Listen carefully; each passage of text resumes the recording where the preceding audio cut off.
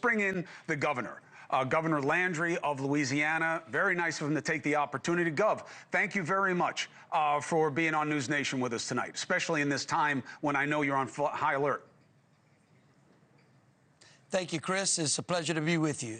So, Gov, just a couple of quick things. I won't waste your time. The first one is, where are you in this state of play of finding these guys, and what's the biggest concern about those who are still on the outside? Well, first of all, I want to thank, and a big shout out to the FBI, ATF, the U.S. Marshals, Troop NOLA, the Louisiana State Police, and NOPD. Those guys, those men and women have been working around the clock, Chris, to apprehend these fugitives. Right now, we've got 4 out of 10 that have been apprehended. We've got a $20,000 bounty per head that's being offered between Crime Stoppers in New Orleans and the FBI. So $20,000 for anybody who will give us a legitimate tip under which we can make an arrest. I'm hoping that we grab a couple more in the next 24 hours or so. You know, every hour that goes by certainly creates a problem for us to continue to find them. There are 10 of the most dangerous people that were incarcerated in Louisiana. This is the largest jailbreak I can find in the history of the state. So I have a couple of you in my family, governors, right? Chief executives. And ordinarily, when it comes to prison breaks, buck stops with them. You're saying you take responsibility, but it's not your fault. This is about progressive politics. How so? Well, first of all, you need to remember that this jail is not under the state of Louisiana's jurisdiction. It is under the sheriff's jurisdiction. That falls, it's like, say, a county. Here in Louisiana, we have parishes, Chris. So this was a county jail.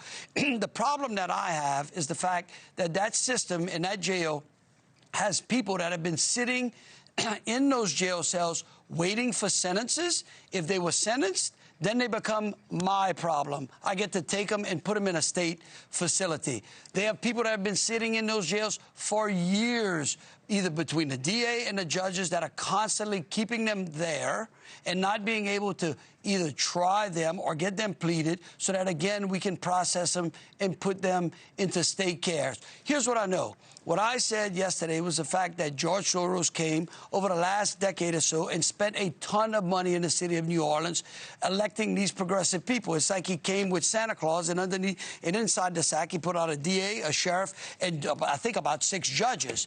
And we have been having problems in that city ever since. Now, when I became governor, we instituted the state police, its own troop down there, sent them down there, and we've been able to make a ton of arrests. In fact, we've got 500 cases that are in the system. However, those folks, 5 out of those 10 committed crimes while they were in jail. And the DA refused those charges. My point is that the system as a whole is broke in that city, and we intend to fix it. Well, having problems with law enforcement in New Orleans is nothing new. It's not going to shock anybody, but I understand what you're saying about the politics. My understanding is that the woman who's running as sheriff there, who is a Democrat, may be suspending her campaign because of this. Is that true?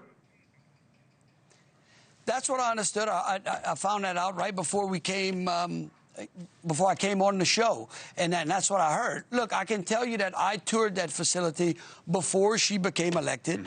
There was a prior sheriff, Sheriff Marlon Gussman. That jail is not that old, Chris. Right. It was built after Katrina, and to have 10 guys walk out of that jail or basically scurry out the front door is certainly problematic, and it's certainly concerning. Hours that people didn't know when they were supposed to be staffed. I've had Marlon Gussman on a couple of times helping me figure this out.